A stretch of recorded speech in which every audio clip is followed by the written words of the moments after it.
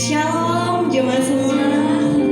Selamat pagi, puji Tuhan. Pada pagi hari ini kita boleh sama-sama melayani Tuhan. Kita boleh datang ke rumah Tuhan dengan keadaan sehat. Puji Tuhan, haleluya. Sebelum kita akan mulai ibadah kita pada pagi hari ini, mari kita semuanya bersatu dalam doa.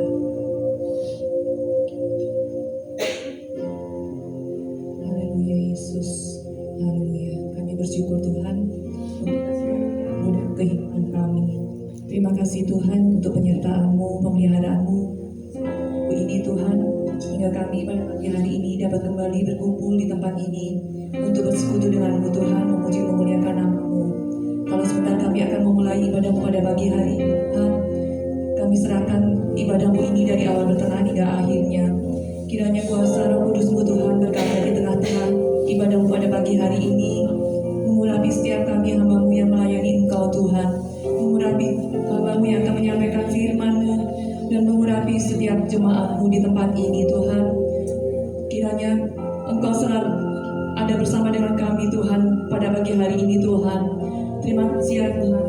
Kami percaya Tuhan, berkat-Mu akan tersedia melalui pujian dan penyembahan kami Tuhan, dan melalui firman-Mu yang akan Engkau sampaikan pada pagi hari ini. Terima kasih ya Tuhan.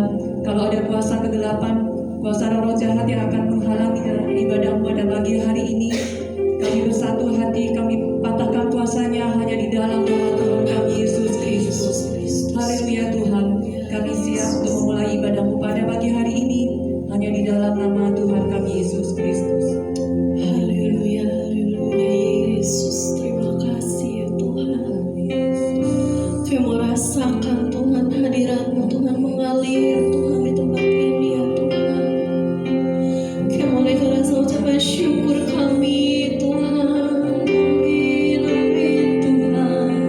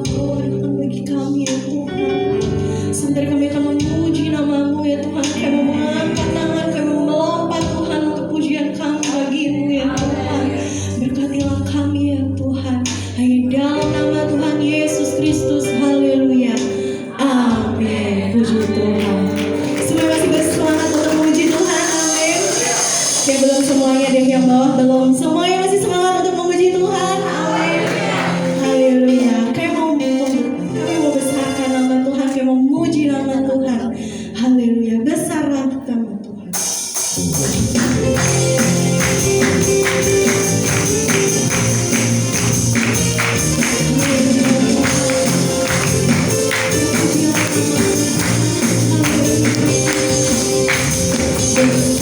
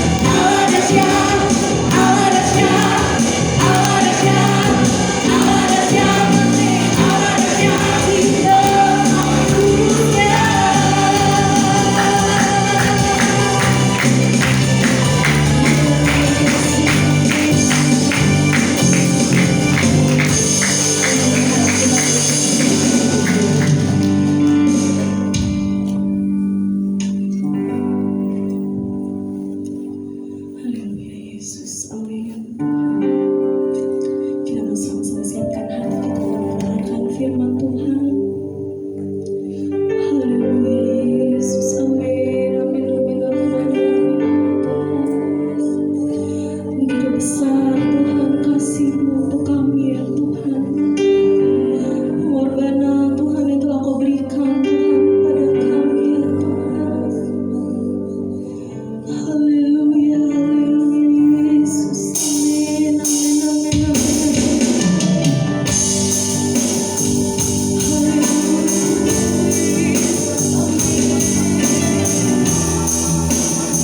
Segala kasih-Nya Tuhan di hidup kami.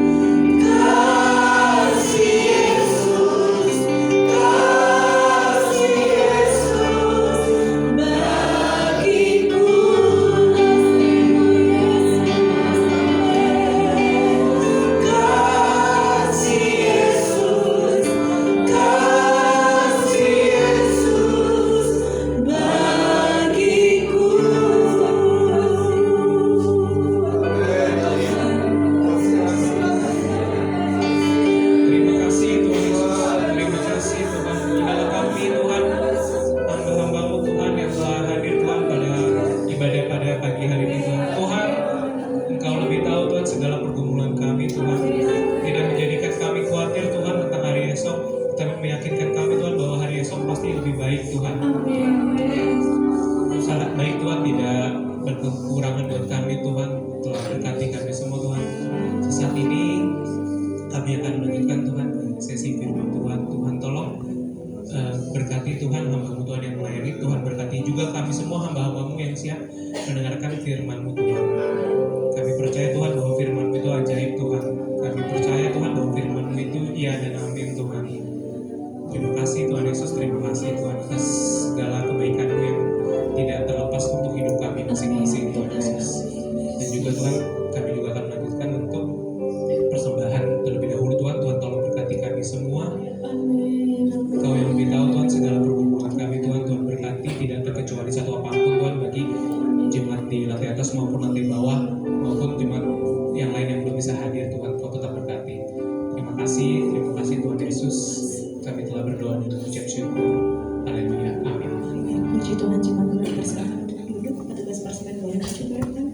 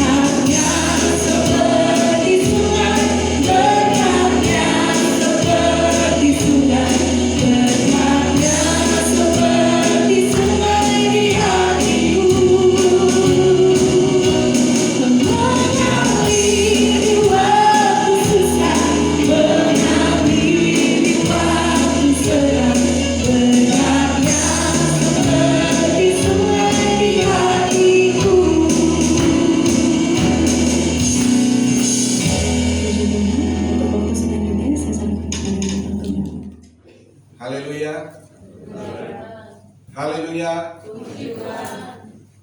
Puji Tuhan.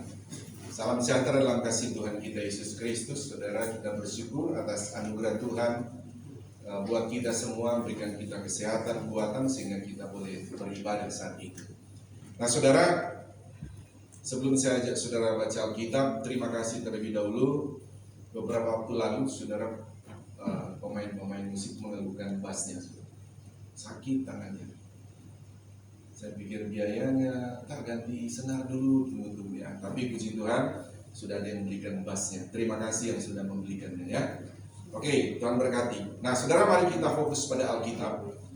Saya akan meneruskan saudara tema kita saudara mengenai waspada atau berjaga-jaga di akhir zaman. Kita sudah membahas minggu lalu saudara mengenai pengajaran Yesus mengenai waspada terhadap, ingat saudara, ragi siapa saudara? Ragi orang Farisi dan Saduki. Nah ragi itu berbicara mengenai pengajarannya, pengaruhnya daripada orang Farisi dan Saduki. Nah lalu kita sudah bicara mengenai orang Farisi, ragi orang Farisi itu. Sekarang kita akan bicara saudara mengenai ragi orang Saduki. Nah mari kita akan melihat orang Saduki ini saudara di dalam Matius pasal 22 ayat 23 sampai yang ke-33. Kita akan belajar sekarang mengenai pengaruh daripada orang Saduki.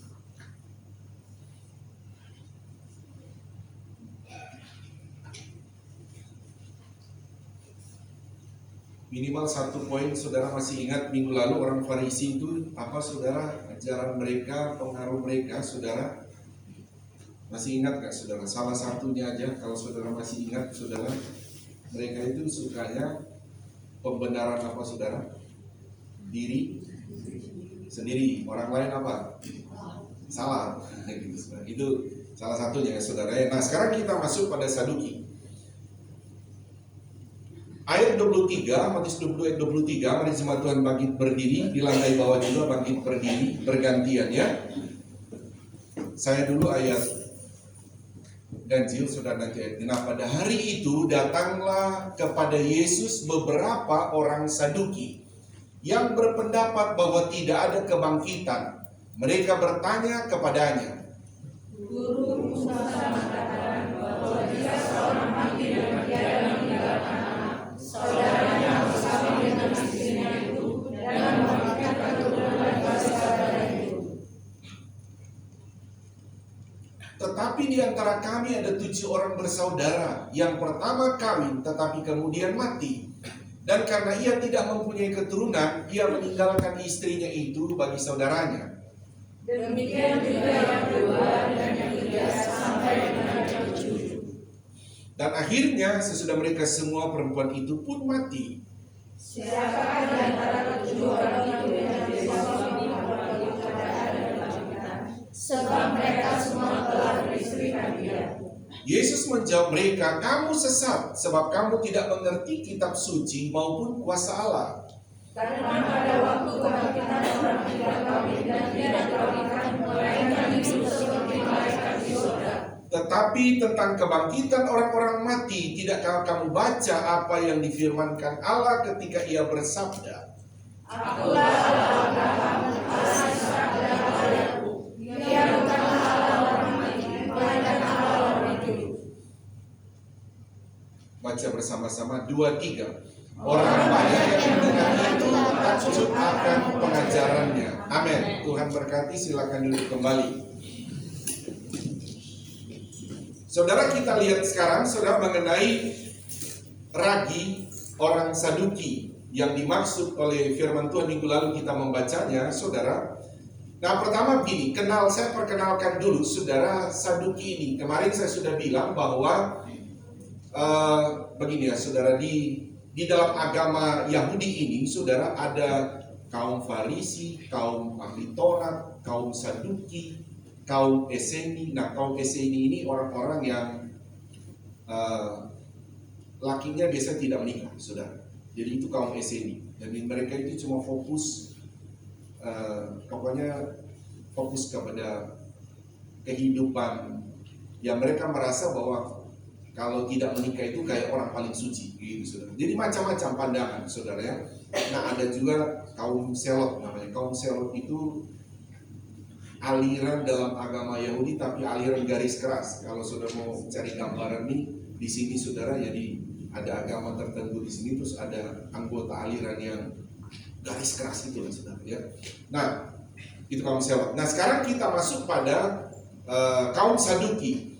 Nah, dari ayat-ayat ini, saudara, kalau kita lihat, orang Saduki itu sudah dikatakan ayat 23, coba kita lihat ayat 23, berkata begini, pada hari itu datanglah kepada Yesus bahwa orang Saduki yang berpendapat bahwa tidak ada kebangkitan. Nah, orang Saduki ini yang salah satu Tuhan Yesus waspada, hati-hati dengan pengajaran mereka, karena orang Saduki ini dikatakan ayat 23 ini tidak percaya adanya apa, saudara? Kebangkitan. Jadi mereka itu, orang Saduki ini hanya mempercayai bahwa ya orang kalau sudah mati ya selesai.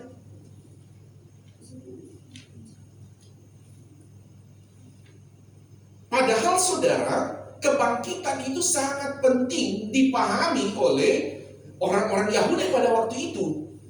Kenapa, saudara? Karena manusia ini, sebetulnya manusia ini kan ketika manusia ini kan begini, dari tidak ada diciptakan jadi ada. Nah, ketika jadi ada, manusia itu jadi kekal. Jadi kekal. Beda dengan Allah ya, saudara. Kalau Allah itu memang dia sudah ada kekal, tidak ada yang diciptakan. Ada sekarang kekal, ada nanti kekal. Jadi dia dari kekal, sekarang kekal, ya tidak ada yang akan datang. Bagi kita yang akan datang dia kekal. Jadi sifat Allah itu kekal. Tapi kalau manusia itu adalah dari tidak ada diciptakan jadi ada, selanjutnya menjadi kekal. Nah, pandangan orang dari Saduki ini kan setelah itu orang mati. Nah, makanya saudara, dia tidak percaya, orang Saduki ini tidak percaya ada kebangkitan. Yang kedua, dia tidak percaya ada kehidupan kekal bagi manusia. Dia tidak percaya itu. Nah, dari landasan ini, saudara, Sehingga mereka mau bertanya kepada Yesus, ayat yang ke-24. Guru, Musa mengatakan bahwa jika seorang mati dengan tiada meninggalkan anak, saudaranya harus kawin dengan istrinya itu dan membangkitkan keturunan bagi saudaranya itu. Tetapi ini maksud saya ini ayat ini dari ayat 24 sampai 28 ya saudara. Tetapi di antara kami ada 7 orang bersaudara. Yang pertama kawin, tetapi kemudian mati, dan karena ia tidak mempunyai keturunan, ia meninggalkan istrinya itu bagi saudaranya. Demikian juga yang kedua dan yang ketiga sampai dengan yang ke-7. Dan akhirnya sudah mereka semua perempuan itu pun mati. Ayat 28. Siapakah di antara ke-7 orang itu yang menjadi suami perempuan itu pada hari kebangkitan? Jadi orang Saduki ini berpikir gini. Saya masuk dari budaya dulu ya saudara. Budayanya orang Yahudi begini di zaman dulu ya saudara. Jadi mereka itu kalau seandainya ada keluarga kakak adik itu meninggal, suaminya meninggal, jadi nanti dari salah satu kakak adiknya itu, saudaranya itu wajib. Jadi budaya mereka ya, wajib harus menikahkan suami yang saudara yang janda ini tadi, yang sudah meninggal suaminya itu. Jadi kalaupun yang kedua begitu saudara, sampai dikatakan yang ke-7. Nah, memang itu jadi budaya mereka ya saudara, budaya mereka. Supaya saudara ini sebelum saya jelaskan lebih jauh ya saudara, saya ajak dulu saudara baca Rut 4 ayat 1 coba dulu. Rut 4 ayat 1. Rut 4 ayat 1. Supaya saudara jadi, oh ya begitu budaya orang Yahudi ya, supaya saudara paham, supaya mengerti Alkitab itu saudara. Maksud saya ajak saudara, tapi agak panjang juga ini, supaya saudara paham ya. Bergantian juga, duduk saja ya, duduk saja. Saya baca ayat 1 ayat 2. Boas telah pergi ke pintu gerbang dan duduk di sana. Kebetulan lewatlah penebus yang disebut Boas itu.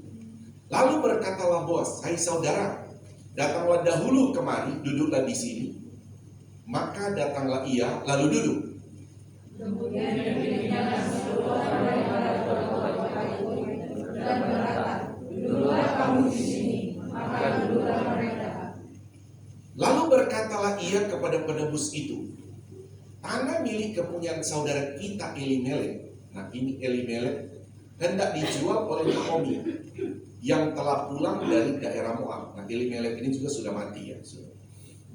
Jadi itu baiknya itu sampaikan kepadamu sebagai yang berikut. Belilah tanah itu dan orang-orang yang hidup di sini dan orang-orang masyarakat. Jika engkau mau menebusnya, tebuslah. Tetapi jika engkau tidak menebusnya, tidak berkabar kepada masyarakat tahu, sebab tidak ada orang yang dapat menebusnya kecuali engkau. Dan sesudah engkau, aku berkata kepada aku akan menebusnya. Nah, tetapi kata Boas, pada waktu engkau membeli tanah itu, jadi orang Yahudi ini baik tanah mereka punya budaya tidak boleh jual ke orang lain. Kalau kamu misalnya meninggal, jangan, nanti keluarga kamu jangan jual kepada orang lain, harus jatuh kepada keluarga kita terus. Jadi ada bagian orang yang menebus dari keluarga itu, baik harta mereka, baik nanti yang meninggal tadi, istrinya yang sudah meninggal. Tetapi kata Boas, pada waktu engkau membeli tanah itu dari tangan Naomi, engkau memperoleh Rut juga. Nah ini Rut ini saudara, dia itu sudah menikah dengan Kilon. Kilon, ada Mahlon dan Kilon kan. Jadi Kilion. Nah Kilion ini sudah mati, begitu. Sudah mati, sehingga dia punya istri namanya Rut kan sudah janda. Nah jadi ada harus menebus juga, tebus juga dia. Begitu, tebus juga dia dan jadi istri kamu. Jadi itu budayanya ya saudara. Jadi Rut ini jadi istri kedua, suami keduanya dari Boas nanti saudara. Perempuan Moab istri, orang yang telah mati itu, untuk menegakkan nama orang itu di atas milik pusakanya. Lalu berkata penebus itu, jika demikian aku tidak dapat menebusnya, sebab aku akan merusakan milik pusaka.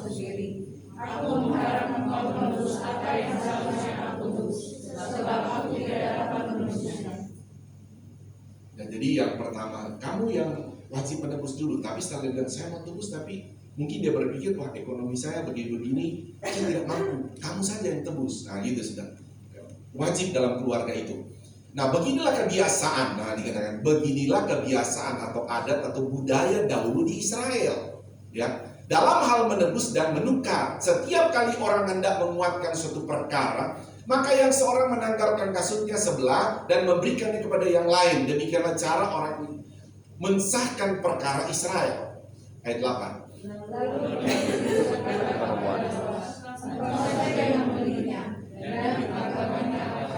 Nah, ini yang saya bilang tadi ya, penebus pertama tidak mampu, dia suruh kepada Boas menebus. Kemudian berkatalah Boas kepada para tua-tua dan kepada semua orang di situ, kamulah pada hari ini menjadi saksi bahwa segala milik Elimelek dan segala milik Kilion, nah ini Kilion tadi yang jadi Rut ya, dan Mahlon, aku beli dari tangan Naomi.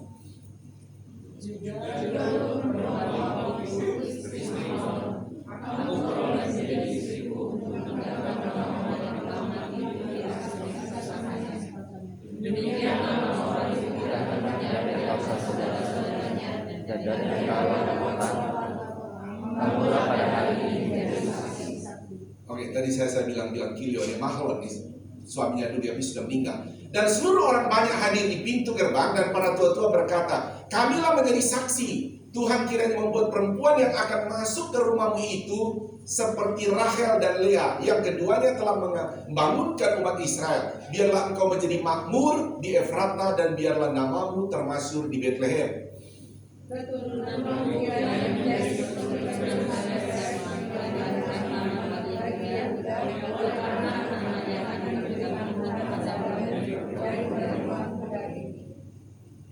Lalu Boas mengambil Rut dan perempuan itu menjadi istrinya dan dihampirilah dia, maka atas karunia Tuhan perempuan itu mengandung lalu melahirkan seorang anak laki-laki. Terus.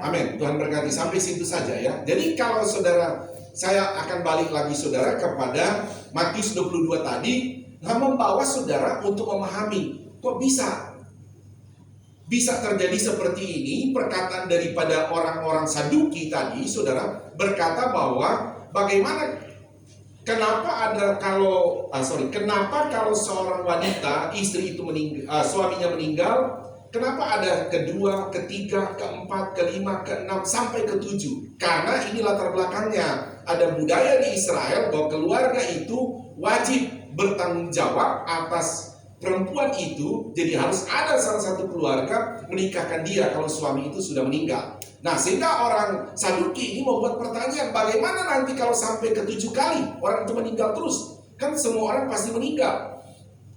Pertanyaan berikut adalah bagaimana nanti kalau ada kebangkitan? Kalau ada kebangkitan, dia berkata, siapa nanti kelak di sorga akan menjadi suaminya? Sekarang mereka ada 7 orang. Baru Tuhan Yesus berkata bahwa kamu sesat, kata Tuhan Yesus. Jadi Tuhan berkata kepada orang Saduki itu, ayat yang ke-29, Yesus menjawab mereka, kamu sesat sebab kamu tidak mengerti kitab suci maupun kuasa Allah. Maksud Tuhan berkata begini, ayat selanjutnya. Karena pada waktu kebangkitan orang mati, saudara baca 23, tidak kawin dan tidak dikawinkan, melainkan hidup seperti malaikat di sorga. Jadi orang percaya Yesus Kristus ketika bangkit, saudara masuk sorga, tidak ada lagi kawin mengawinkan di sorga. Haleluya saudara. Jadi tidak boleh masuk saudara punya pikiran seperti di agama seberang ya. Ada berapa bidadari di sana? Tidak ada saudara ya. Tidak ada. Jadi di surga itu tidak ada, Tuhan bilang. Makanya Tuhan bilang begini, saudara, bahwa ketika kita orang percaya masuk surga, dibilang dia Bapa, kita anak-anaknya. Jadi semua itu kita tuh jadi kayak kakak adik. Haleluya saudara. Semua itu jadi kayak kakak adik semua di sana. Jadi tidak ada kawin mengawinkan. Tapi juga bukan berarti saudara berpikir, oh kita jadi kayak malaikat, jadi kayak makhluk roh. Tidak, saudara, ini cuma digambarkan. Malaikat itu maksudnya tidak kawin, itu maksudnya. Tapi kita waktu bangkit itu ada tubuh jasmani. Itu kita punya tubuh sekarang, nanti mati, terus jadi debu. Tapi ketika kebangkitan diberikan tubuh yang baru. Roh jiwa itu tidak pernah mati. Makanya saya bilang itu sudah kekal manusia itu. Nanti ketika kebangkitan Tuhan kasih tubuh yang baru. Nah, saudara menjadi contohnya kan adalah Tuhan Yesus. Ketika Tuhan Yesus mati, Tuhan Yesus mati. Iya, ada tubuh kan, saudara. Luka-luka Tuhan Yesus itu, saudara, kan luka-luka banyak sekali. Cuma dalam waktu 3 hari, bahkan tidak sampai 3 kali 24 jam. Tapi disebut 3 hari, 3 malam. Tapi saudara, ketika bangkit, luka-lukanya hilang. Ya kan saudara, kecuali Tuhan karena untuk kepentingan iman orang-orang Israel atau murid-murid pada waktu itu, karena Tuhan sudah tahu mereka akan bertanya, ya Tuhan sisakan tanda paku, ya kan, tanda itu menunjukkan bahwa itu juga untuk mencegah. Tuhan sudah tahu ke depan ada orang-orang juga yang akan menyesatkan. Oh itu bukan Yesus, itu digantikan. Kan ada itu ajaran begini saudara, itu bukan Yesus yang mati, itu digantikan orang lain. Jadi maksudnya Yesus mau perlihatkan bahwa dia yang disalib, dia yang mati, dia bangkit juga. Makanya Yesus sisakan, nih yang paku itu saya, yang ditombak ini kaki saya masih ada bekasnya. Nah itu saja disisakan Tuhan. Tapi bagian yang luka-luka, kitab Yesaya berkata tidak dikenali lagi pada waktu Yesus dicambuk itu, saudara, pakai cambuk duri Romawi punya kan. Kalau cambuk Romawi itu kan bukan kayak cambuk apa ya, kayak cambuk sapi kalau saudara pernah lihat.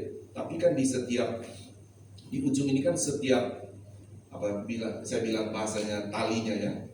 Jadi talinya itu dia ada kail-kailnya. Nah itu saudara, ada kail-kail. Jadi makanya sekali dipukul itu pasti nancap, baru ditarik begitu ya. Nah itu semua hilang.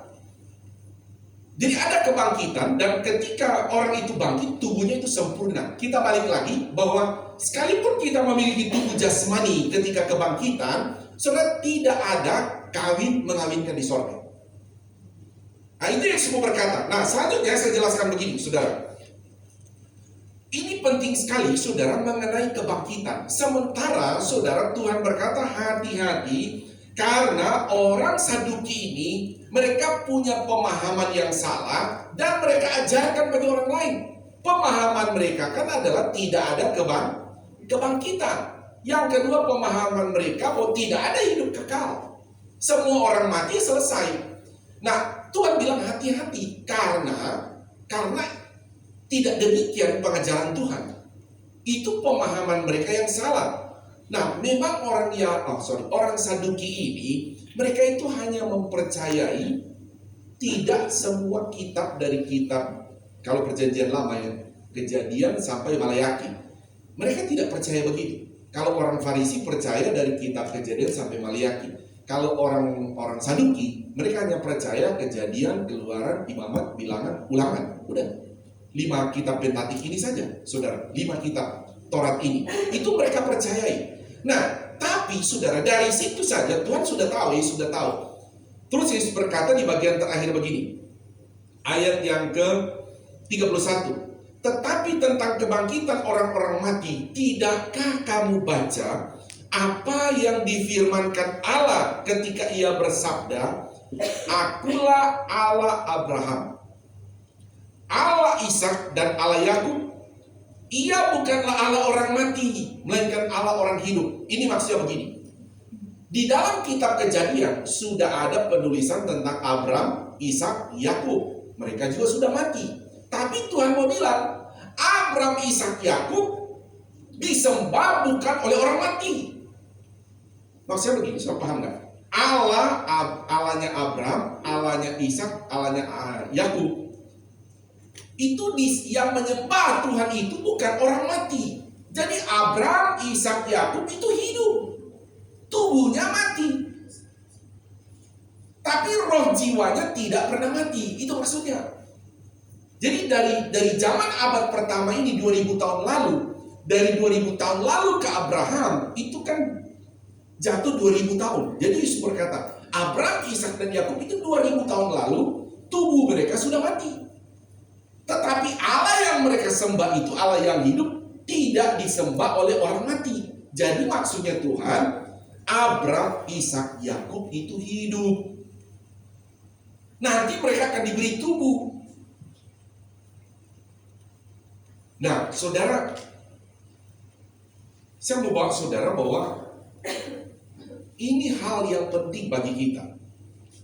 Ini hal yang penting untuk kita punya iman, mengakui tentang Yesus itu, dia itu mati.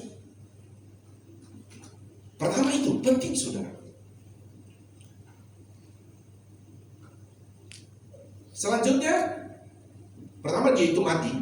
Kedua, dia itu dikubur selama 3 hari, 3 malam.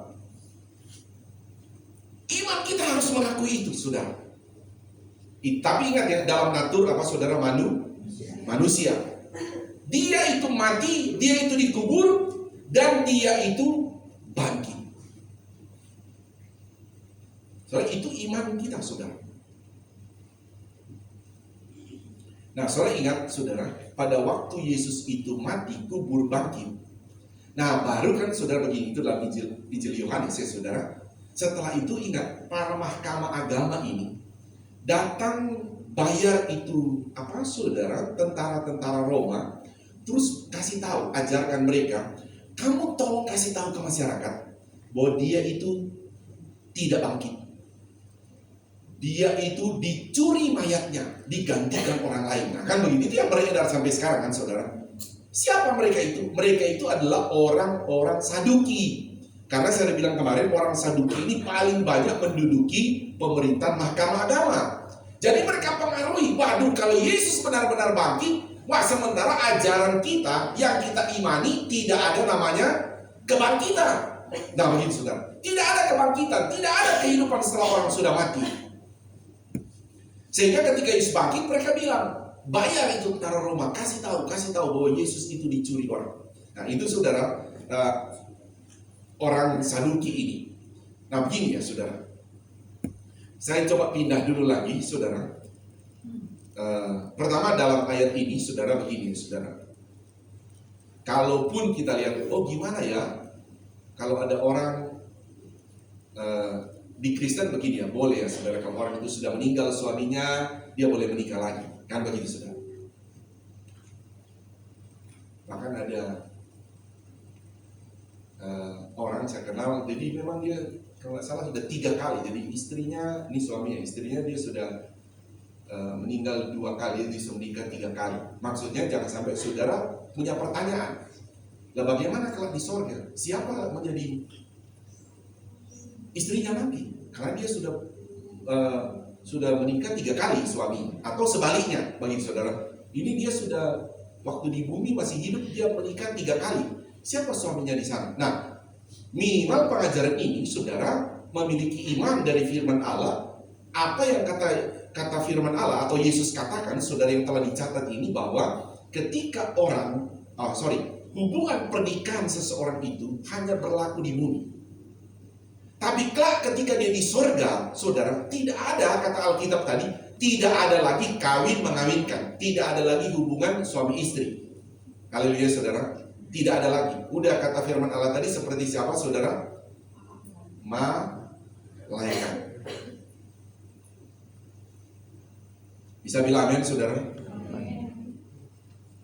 Ya, sekalipun kita ini kadang-kadang begini, pokoknya saya mau jadi suamimu, jadi istrimu sampai di sorga. Ya, sekalipun kita bilang begitu, tapi Tuhan bilang di sorga tidak ada hubungan suami istri.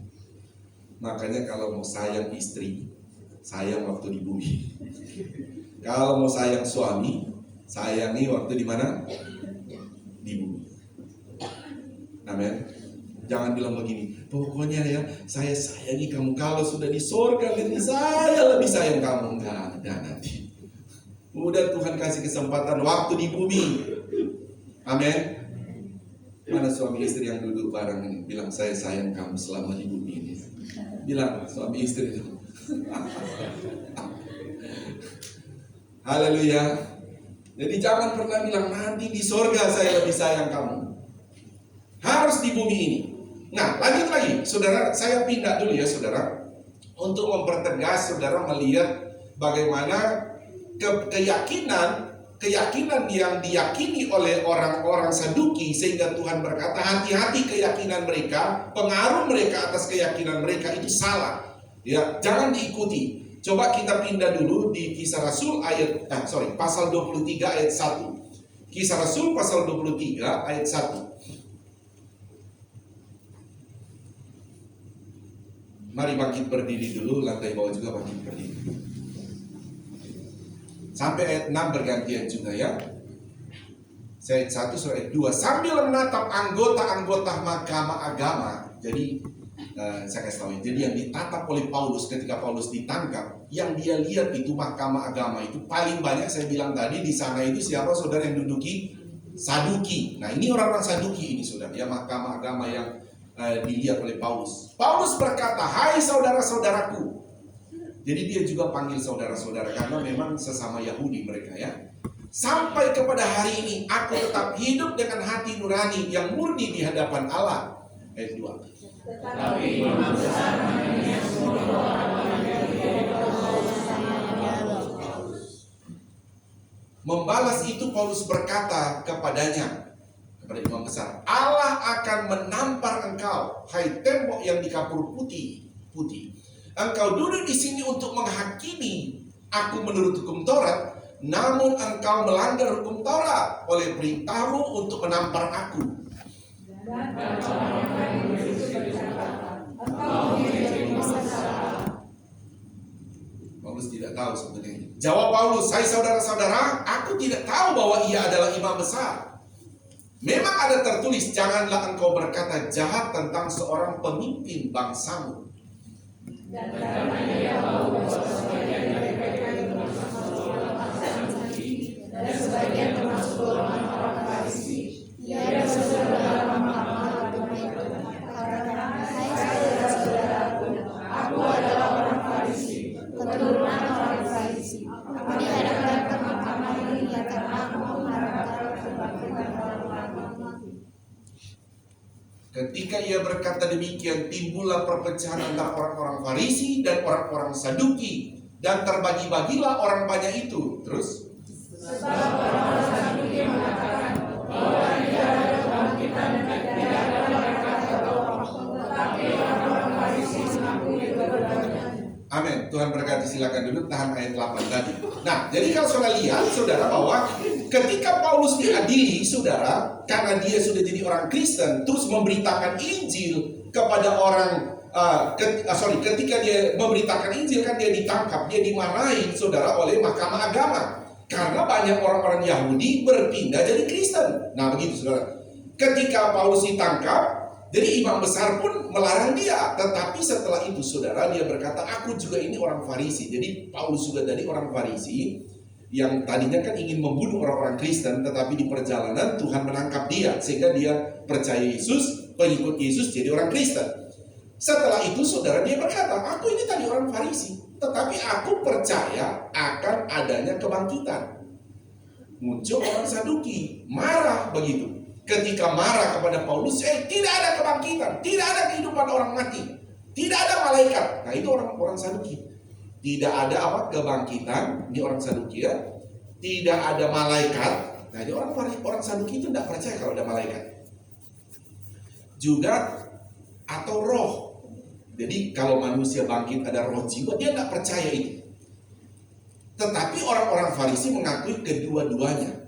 Jadi dia percaya ada malaikat, orang Farisi percaya ada kebangkitan, orang Farisi juga percaya ada kehidupan setelah kematian. Nah berdasarkan itu akhirnya mereka ribut, begitu saudara. Mereka ribut. Jadi orang Farisi dan orang Saduki itu ribut. Nah dari sini saudara, kalau kita melihat saudara, ketika juga orang Saduki tidak percaya itu ada neraka atau ada surga, dia tidak percaya itu. Padahal saudara, ini semua menyangkut kebangkitan. Saya mau katakan bahwa ini kenapa Tuhan berkata hati-hati, ya waspada dengan ajaran orang Saduki. Karena persoalan kebangkitan, saudara, itu sangat penting dalam iman kita. Bahkan Yesus pernah mengajar begini, kalau saja tidak ada kebangkitan, sia-sia iman kepercayaan. Jadi kita begini, kalaupun kita percaya Yesus itu Tuhan, itu harusnya kita selamat. Tapi kan tidak boleh di situ. Atau kalau engkau percaya Yesus itu Tuhan, tapi engkau tidak percaya Yesus mati, engkau tidak selamat. Atau engkau percaya begini, oh saya percaya Yesus itu Tuhan, saya juga percaya Yesus itu mati. Tapi kalau engkau tidak percaya ada Yesus itu bangkit, engkau juga tidak selamat. Itu Yesus mau bilang. Nah, mari coba kita lihat dulu 1 Korintus pasal 15. 1 Korintus pasal 15.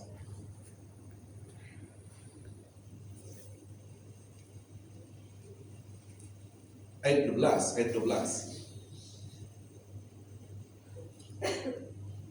Jadi Paulus heran, ajaran Saduki itu sudah masuk di jemaat Korintus.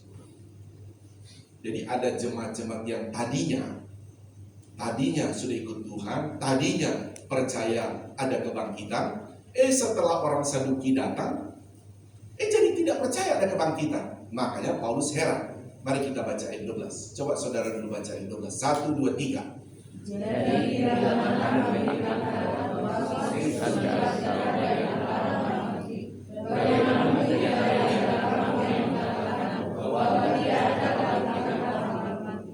Jadi ini yang Paulus bilang, loh tadinya kamu percaya, loh kenapa sekarang jadi tidak percaya ada kebangkitan? Nah ini karena orang Saduki sudah masuk ajarannya itu.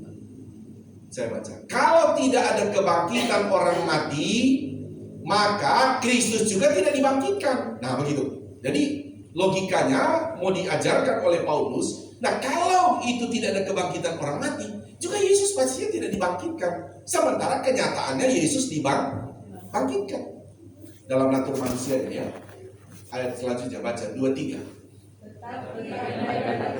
dibangkitkan, maka sia-sialah pemberitaan kami dan sia-sia percaya kami. Nah ini saya bilang tadi, tahan dulu.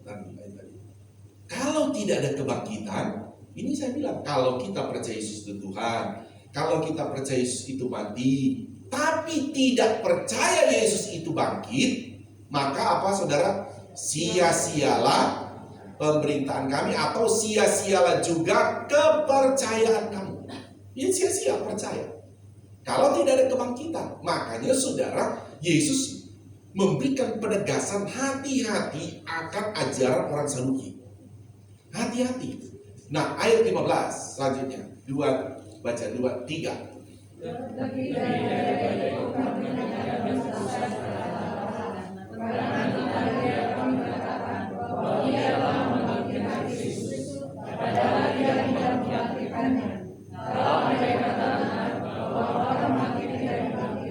Nah, saudara hati-hati juga ayat ini ya. Kalau saya perhatikan, kalau di orang seberang, mereka berkata bahwa lebih daripada itu kami ternyata berdusta terhadap Allah. Nah, ini Paulus itu berdusta kepada Allah. Nah, saudara, maksudnya Paulus kan, kalau kami bicara mengajarkan ada kebangkitan, tetapi ternyata tidak ada kebangkitan, bahwa kami berdusta. Karena tentang dia kami katakan bahwa bahwa ia telah membangkitkan Kristus, padahal tidak ada kebangkitan. Nah, kalau kami mengajarkan ini, dan kalau andai kata benar bahwa orang mati tidak dibangkitkan, ya ini Paulus bilang, kami ini berdusta kalau tidak ada kebangkitan. Tapi yang benar ayat 16. Yang benar, baca 2, 3. Sebab jika benar orang mati tidak dibangkitkan, maka Kristus juga tidak dibangkitkan. Selanjutnya.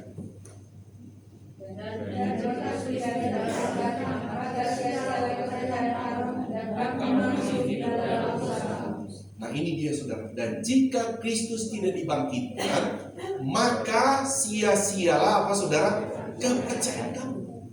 Jadi kalau saya bilang tadi, kalaupun kita percaya Yesus itu Tuhan, terus kita percaya Yesus itu mati, kita percaya Yesus itu kubur, tapi kalau kita tidak percaya dia bangkit, maka sia-sialah kepercayaan kamu.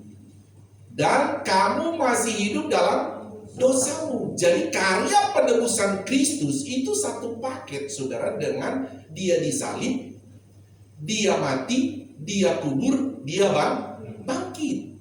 Nah, ini konsep iman kita kan seperti itu. Kita tidak boleh hanya berkata, oh Yesus itu mati, saya imani. Tidak boleh. Harus satu paket dengan Yesus mati, Yesus kubur, Yesus bangkit. Nah, kalau tidak percaya Yesus bangkit, sia-sialah kamu. Makanya Tuhan bilang, hai kamu orang Saduki, kamu itu sia-sia kamu hidup. Sia-sia kamu beriman. Abraham, Ishak, Yakub saja beriman, ada kebangkitan. Makanya mereka sudah ada di sorga. Mereka nanti diberi tubuh yang baru. Sementara kamu orang Saduki, kamu beriman kepada Tuhan. Bagus, tapi kalau kamu tidak beriman, ada kebangkitan orang mati, makanya kamu sia-sia, kamu akan masuk neraka. Itu maksud Tuhan. Coba ayat yang, nah ini sudah, binasa juga orang dalam Kristus. Ini ayat berikut. Ini hati-hati memahami ayat ini. Ini konteksnya mengenai tidak ada kebangkitan, saudara. Ini orang ajaran orang Saduki. Ayat selanjutnya 18. Baca 1, 2, 3. Demikianlah. Nah, kalau cuma satu ayat ini kan bahaya, ya kan saudara? Kalau saudara cuma terima satu ayat juga, satu ayat ini, demikianlah binasa juga orang-orang yang mati dalam Kristus. Kita percaya orang Kristen kalau mati dalam Kristus masuk. Tapi ayat ini bilang apa?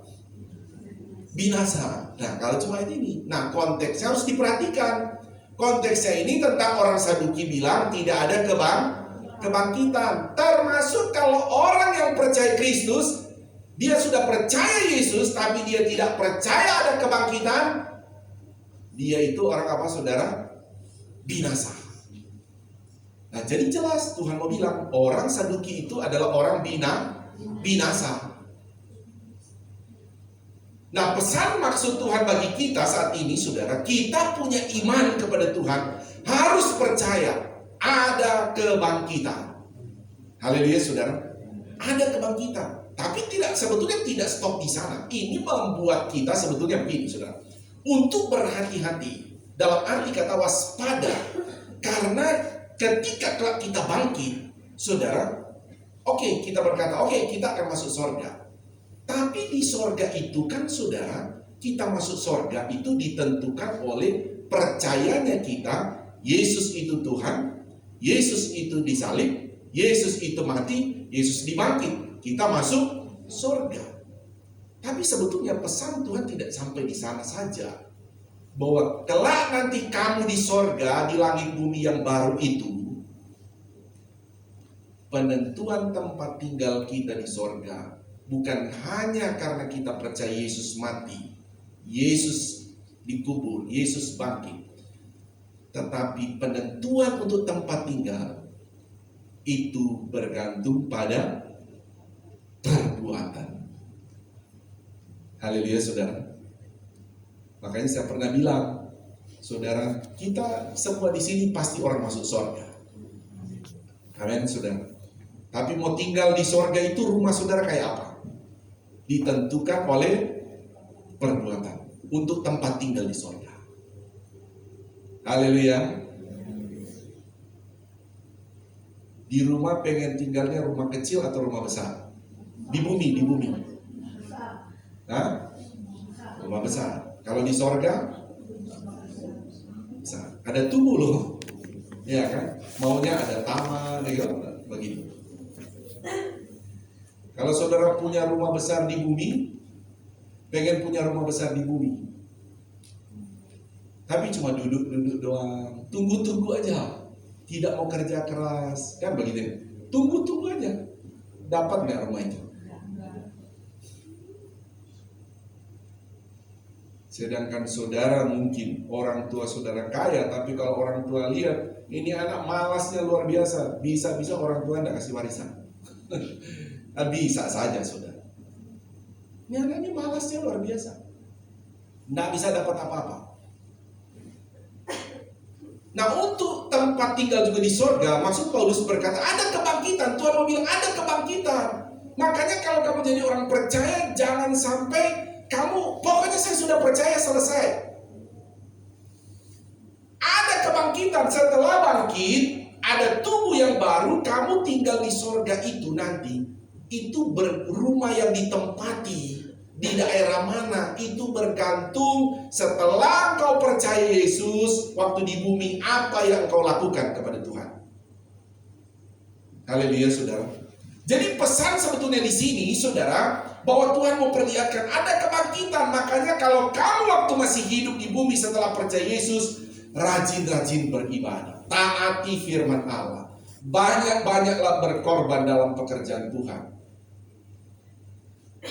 Karena terakhir saja, pasal ini ayat yang ke 47.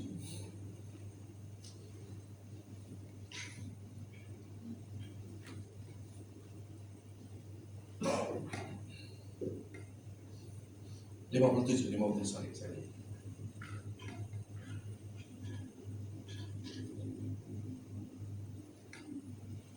Baca 1, 2, 3.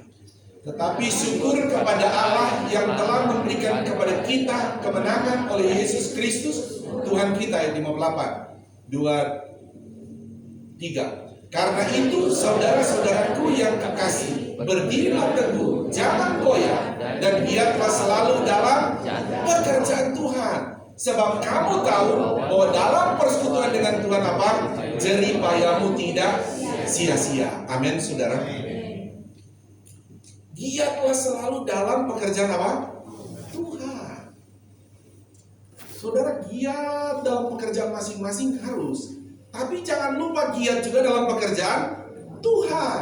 Karena dalam pekerjaan Tuhan itulah, saudara, dikatakan tadi ayat 58. Di dalam pekerjaan Tuhan itulah, saudara, yang menentukan kamu nanti dibalas Tuhan, jerih payahmu itu tidak sia-sia. Pada waktu kita percaya Yesus, kita terus bekerja, berjerih payah dalam pekerjaan Tuhan. Tapi ketika kita bangkit, kita masuk surga, ada tubuh, kita lihat rumah kita terheran-heran. Woi Tuhan, ini rumah besar sekali, buatan tangan Tuhan. Wah, Tuhan, kenapa rumah saya besar sekali? Baru Tuhan kasih buka semua. Ini loh kamu lakukan selama percaya Yesus. Ini loh pengorbanan kamu, saya genapi ayat ini. Haleluya, saudara. Saya bilang amin. Ada yang lain mungkin, bukan di jemaat sini, jemaat lain. Tuhan, kenapa rumah saya itu dia lebih besar dari saya? Tuhan kasih lihat lagi, ini loh. Tuhan, tapi padahal dia ikut Tuhan sudah besar loh. Saya dari lahir sudah percaya, sudah jadi Kristen. Kenapa rumah saya kecil? Baru Tuhan kasih lihat, ini loh. Dari semenjak lahir sampai kamu mati dan sampai kamu mati, selama kamu hidup jadi orang Kristen, kamu itu cuma jadi Kristen doang, tapi tidak melakukan apa-apa dalam pekerjaan Tuhan. Yang orang ini baru jadi Kristen, tapi dia berjerih lelah untuk pekerjaan Tuhan. Baru dia tepuk jidat. Ya, ternyata ada upah di dalam setiap jerih lelah dalam pekerjaan Tuhan. Bahwa ada kebangkitan, Tuhan bilang. Makanya kalau ajaran orang Saduki itu bahaya, jangan dipercayai. Karena ingat firman Allah berkata, ada kebangkitan. Amin. Setelah bangkit, mau tinggal di mana di sorga? Rumah kecil atau rumah besar? Dekat kompleknya Rasul Paulus. Amin, saudara ya. Ya memang karena itu langit bumi baru, saudara. Makanya jangan berpikir seperti Saduki. Oh, tidak ada kebangkitan. Atau jangan berpikir, oh nanti kita di sana langit bumi baru itu tidak ada tubuh jasmani. Itu roh-roh saja. Tidak, saudara. Memang ada tubuh jasmani. Tubuh jasmani punya tempat tinggal. Sebab itu kembali firman Allah mengajarkan kita, percayalah ada kebangkitan. Dan tinggal setelah kita bangkit, tinggal di sorga ada rumah. Rumah kita ada di sorga. Rumah kita besar di sorga. Bilang kiri kanan, rumah kita besar di sorga. Haleluya. Tepuk tangan buat Tuhan kita Yesus Kristus. Terima kasih kalau kita masih hidup. Berarti firman Allah berkata, giatlah dalam pekerjaan Tuhan. Amin saudara. Kalau masih diberi hidup oleh Tuhan, giatlah dalam pekerjaan Tuhan. Sekali lagi, kalau kita masih diberi kesempatan hidup, giatlah dalam pekerjaan. Bilang kiri kanan, kita harus giat dalam pekerjaan. Amin. Mari bangkit berdiri, kita langsung berdoa. Haleluya. Kami bersyukur kepadamu ya Tuhan, kebenaran firman Allah Engkau taruh dalam iman kami ya Tuhan, bahwa sesungguhnya ada namanya kebangkitan. Sebab itu demikianlah iman kami. Kami percaya setiap kami jemaat-Mu di tempat ini Tuhan, baik kami ada di lantai atas, lantai bawah ini, kebenaran firman-Mu menghidupkan iman kami, bahwa Tuhan, hidup kami sekarang ini ke depan adalah hidup kekal, dan kami semua akan hidup kekal dalam kerajaan surga yang kekal juga. Terima kasih dalam kesempatan ini Tuhan, ada di antara kami yang lemah imannya Tuhan kuatkan, yang sakit tubuhnya Tuhan sembuhkan, yang tertutup jalan Tuhan bukakan jalan. Ada persoalan-persoalan dalam keuangan, dalam pekerjaan, dalam bisnisnya, Tuhan langsung berjawaban dalam setiap persoalan kami. Apapun yang menjadi pergumulan kami jemaat-Mu, kami taruh ke dalam tangan Tuhan. Karena di dalam Tuhan selalu ada pertolongan, di dalam Tuhan selalu ada jalan keluar, di dalam Tuhan selalu ada pembelaan bagi kami. Terima kasih, kami bersyukur kepadamu Tuhan, untuk firman Engkau ajarkan bagi kami. Di dalam nama Bapa dan Anak dan Roh Kudus, dalam Tuhan Yesus kami diberkati. Haleluya. Amin. Tepuk tangan beri kemuliaan buat Tuhan. Haleluya, haleluya. Tuhan berkati. Silakan duduk, saya serahkan pada yang bertugas.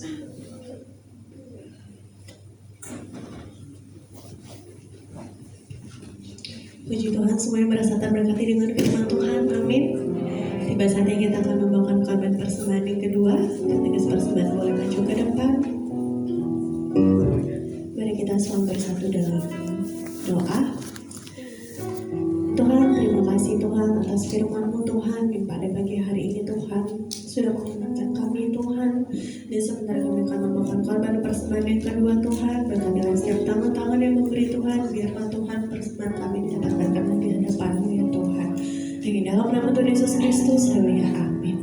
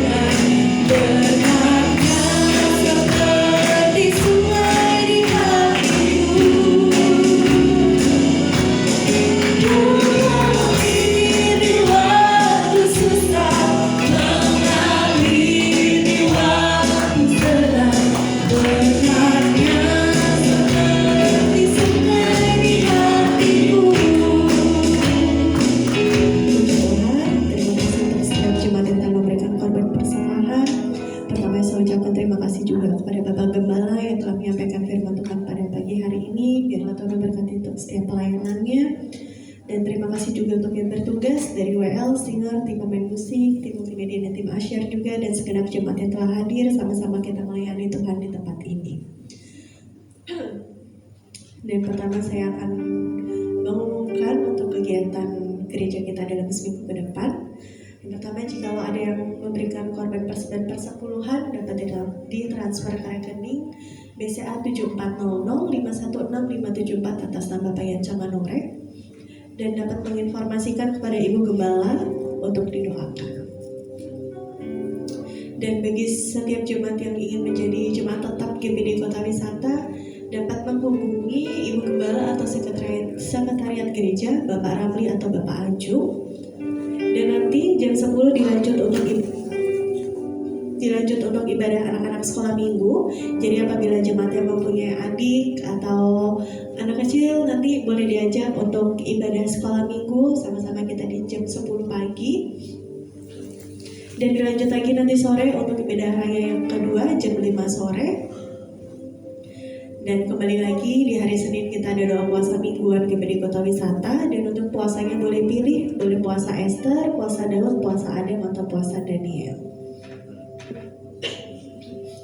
Dan kembali diingatkan, jemaat Tuhan diharapkan untuk membaca Alkitab minimal 1 pasal setiap hari. Dan juga diharapkan saling mengingatkan dalam keluarga. Dan untuk hari Rabu, ibadah komsel di kediaman keluarga Bapak Bobo di Kota Wisata, Klaster West Covina jam 19.30. Nanti untuk alamat lengkapnya mungkin akan di-share di grup GPD Kota Wisata. Dan untuk hari Jumat ada ibadah gabungan Pelprim dan WSP jam 19.00 atau jam 7 malam di gereja. Dan kembali lagi hari Sabtu ada doa pagi jam 7 sampai jam 8 pagi. Dan untuk sorenya itu ada ibadah anak-anak remaja, atau kemungkinan nanti untuk ibadahnya dimajukan karena kita akan persiapan Natal. Jadi akan mulai latihan. Dan untuk minggu depan ibadah raya pertama jam 8 pagi di gereja, dan dilanjut ibadah anak-anak sekolah minggu jam 10 pagi. Dan kembali lagi untuk ibadah sorenya, ibadah raya kedua itu di jam 5 sore. Dan kita sama-sama doakan untuk ibadah dan perayaan Natal kita tahun 2024. Itu tanggal 15 Desember 2024 di Bakmi Golek Ballroom Alternatif Cibubur jam 5 sore. Dan untuk 6 jemaat kita hadir, kita ramaikan untuk ibadah Natalnya. Mungkin ada tambahan dari Bapak atau Ibu Gembala? Menambahkan sedikit pengumumannya bahwa untuk kegiatan diakonia WSP sudah dilakukan, yaitu diakonia WSP memberikan seragam untuk hamba-hamba Tuhan di wilayah 12. Tapi mohon maaf, foto-fotonya belum siap, jadi mungkin minggu depan akan ditampilkan. Dan satu lagi bahwa nanti hari Senin ini gereja kita akan menjadi tuan rumah untuk doa malam hamba-hamba Tuhan setiap bulan, ya. Jadi setiap bulan diadakan doa hamba-hamba Tuhan wilayah 12 di tempat ini, dan hari Senin besok akan dilakukan itu, ya. Jadi itu saja, kita terus bantu doa untuk jemaat-jemaat Tuhan yang masih sakit, Ibu Meske, Bapak Chandra, kita terus doakan. Dan biarlah Tuhan tolong semuanya. Itu saja. Kita akan langsung tutup di dalam doa. Sama-sama kita bangkit berdiri. Kita akan tundukkan kepala. Kita berdoa. Kami bersyukur dan berterima kasih kepada-Mu Tuhan untuk kasih setiamu yang besar dalam kehidupan kami, Tuhan.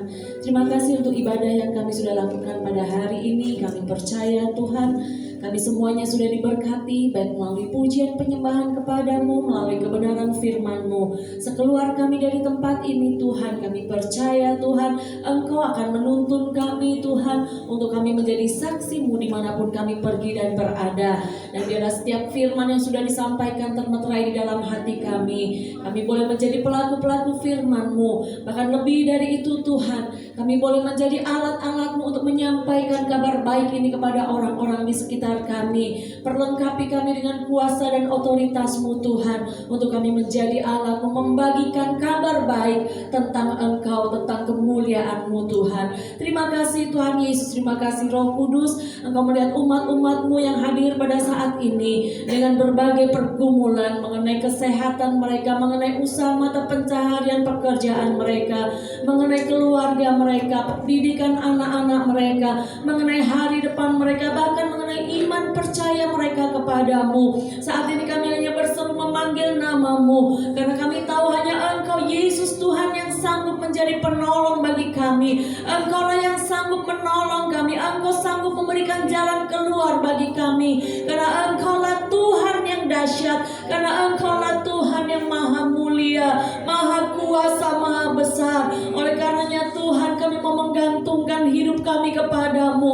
Kami mau terus mengandalkan Engkau di dalam kehidupan kami, dan kami akan terus berkata, kami perlu Engkau Tuhan. Kami perlu Engkau selalu ada di dalam hidup kami. Terima kasih Tuhan Yesus, terima kasih Roh Kudus. Terus nyatakan pertolongan-Mu, nyatakan penyertaan-Mu yang ajaib dalam kehidupan kami, nyatakan pembelaan-Mu dalam setiap perkara dalam kehidupan kami, sehingga Tuhan melalui kehidupan kami nama Tuhan dipuji, dipermuliakan. Terus pakai kami untuk menjadi alat-Mu Tuhan. Dan saat ini kami berdoa khusus untuk Ibu Meska dan Pak Chandra yang terbaring sakit Tuhan. Keadaan apapun mereka, kami percaya Engkau Yesus, Engkaulah Yehova Rafa. Bilur-Mu sanggup menyembuhkan. Dan kami percaya kesembuhan dan pemulihan terjadi di dalam nama Yesus. Bahkan untuk umat-umat-Mu yang lain yang hamba-Mu tidak dapat sebutkan, segala sakit penyakit Engkau sudah sembuhkan, Engkau sudah pulihkan di dalam nama Yesus. Terima kasih Tuhan Yesus, terima kasih Roh Kudus. Kami terus berdoa untuk acara Natal kami nanti Tuhan. Kami serahkan ke dalam tangan-Mu segala persiapan dana yang dibutuhkan. Bahkan Tuhan kesehatian para panitia yang ada dan juga seluruh jemaat Tuhan yang ada. Kami percaya semuanya akan terjadi sesuai dengan kehendak Allah. Semua yang dibutuhkan Engkau pasti sediakan. Untuk ruko tempat ibadah kami juga Tuhan, kami serahkan ke dalam tangan-Mu. Terus Engkau memberkati umat-umat-Mu, sehingga kami boleh menjadi saluran berkat bagi rumah-Mu. Terima kasih Tuhan Yesus, terima kasih Roh Kudus. Kegiatan sepanjang minggu yang akan datang, ibadah sekolah minggu, ibadah sore nanti kami serahkan ke dalam tangan-Mu. Engkau mendahului di dalam setiap ibadah yang kami lakukan, dan Engkau terus nyatakan kemuliaan-Mu bagi kami. Terima kasih Tuhan Yesus, kami mau menerima berkat yang daripada-Mu. Mari angkat kedua belah tangan kita. Haleluya. Inilah kami anak-anak-Mu ya Bapa di sorga. Mengangkat tangan kami kepadamu adalah terus pengakuan iman kami bahwa keselamatan hanya ada di dalam nama Tuhan Yesus Kristus. Engkau juga yang menjadi sumber segala sumber berkat buat kami semua. Mohon berkati kami ya Bapa dengan berkat-berkat rohani yang luar biasa. Juga mohon berkati dengan berkat-berkat jasmani secara luar biasa. Akhirnya saudaraku, terimalah berkat daripada Allah Bapa, cinta kasih sayang daripada Tuhan Yesus Kristus, penghiburan, persekutuan, kuasa, pengurapan baru dari Roh Kudus, mengurapi, memberkati kita semua saat ini sampai Maranatha. Tuhan Yesus Kristus datang kembali menjemput kita semua. Taruh tangan di dada, naikkan pujian ini.